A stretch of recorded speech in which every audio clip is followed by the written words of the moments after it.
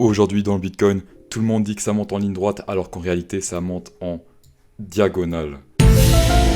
Sinon en 4 heures le scénario n'a pas changé.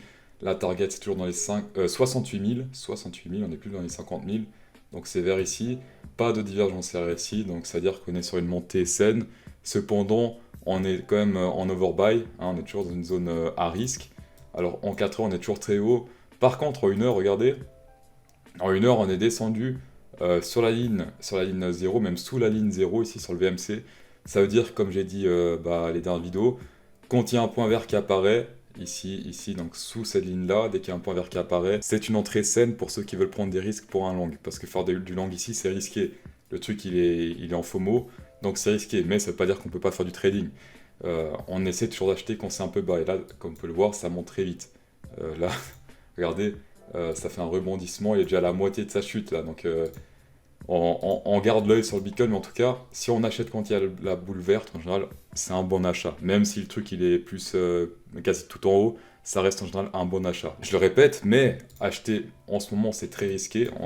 Là, c'est en montée, on a raté le train. Mais pour ceux qui veulent prendre des risques, bah prenez moins de risques en achetant quand il y a une bougie verte, enfin une boule verte qui apparaît ici sur du 1 heure. Voilà. Wallah, qu'ils viennent ces klebs de Babtou. Comme j'ai prévenu également hier, ce qui allait se passer, c'est que ça allait monter, que ça allait descendre, faire des trucs comme ça avant d'atteindre la target. Ça n'allait pas monter en ligne droite comme ça, hein, c'est logique. Il y a pas mal de gens qui ont rage quitté ici parce qu'ils ont eu peur, ils ont cru que ça allait cracher. Donc est-ce que vous en faites partie? Je ne sais pas. On va aussi regarder vite fait l'Ethereum parce que c'est un coin très intéressant. Comme d'hab, overbuy en 4 heures, par contre en 1 heure, il y a un petit truc vert là qui vient d'apparaître. Alors s'il est confirmé, hein, s'il est confirmé dans 11 minutes, ça peut être une entrée intéressante. Il est plutôt bas, d'accord, quand tu as du vert en haut on évite, quand il est en bas on prend. Alors l'idéal c'est toujours du vert au 0 ou en dessous. Là elle est sur la zone 25 donc c'est un peu risqué quand même, mais pourquoi pas. On peut prendre une petite entrée ici si vous voulez. Mais toujours, voilà, si vous voyez du vert là en dessous, là, ou qui redescendent jusqu'à ici, genre ici, là on prend pour rider le train. En tout cas, ça c'est pour Ethereum. Ethereum, bah regardez, c'est ultra risqué, hein. Si vous voulez rentrer là, c'est pas très conseillé, mais bon. Je pense que c'est la dernière vague de ce market. Par dernière vague, j'entends pas que, genre là, dès que ça descend un peu, la vague est terminée, hein, ça peut faire un truc comme ça. Par dernière vague, j'entends la dernière grosse vague. Pour la target Ethereum sur le court terme, hein, je dis bien sur le court terme, ça sera... Ah merde, j'ai fait un trait dégueulasse, attendez, on va faire une ligne.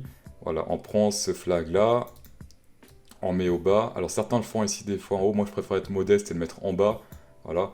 Donc la target sur le court terme c'est du 2500 et quelques, ou bien ceux qui sont plus optimistes c'est du 2007.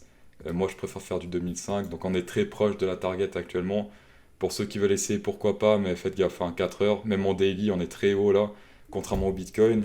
Au Bitcoin on n'est pas encore aussi haut je crois en daily, regardez. Ah si là il est déter. C'est vrai qu'en daily là il est déter. Mais comme on peut le voir, pour vous rassurer un peu quand même, c'est que ici, hop, on n'est pas encore sur la ligne orange qui est un peu le sommet absolu, on va dire, d'accord? Par exemple, ici, regardez, il était quasiment au sommet et on était là, d'accord? On était ici, il était quasiment au sommet, après il a fait encore tout ça par la suite. Donc être ici, ça ne veut rien dire. Ça veut juste dire en fait que peut-être il y aura une petite chute, une petite correction avant qu'il monte encore plus haut. Voilà. Et le but c'est d'entrer dans le trade pendant la correction et pas pendant la montée pour que ça descende genre de 5% et qu'en flip de 5%.